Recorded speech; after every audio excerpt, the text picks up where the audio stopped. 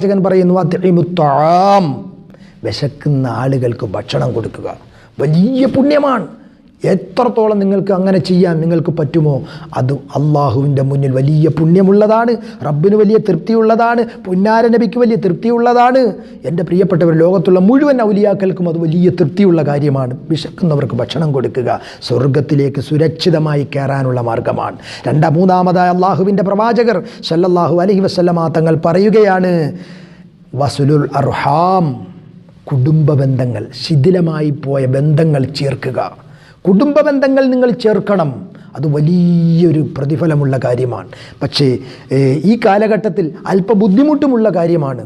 കാരണം ഫിത്നയുടെയും എടങ്ങേറിൻ്റെയും നുണയുടെയും ഫസാദിൻ്റെയും കൂട്ടിപ്പറയുന്നതിൻ്റെയൊക്കെ ഈ കാലഘട്ടത്തിൽ അതിനെയൊക്കെ അതിജീവിച്ച് കുടുംബ ബന്ധത്തിൻ്റെ മഹിമ മനസ്സിലാക്കി പ്രവർത്തിച്ചാൽ സ്വർഗത്തിലേക്കുള്ള മാർഗം വളരെ സുരക്ഷിതമാണ്. അള്ളാഹു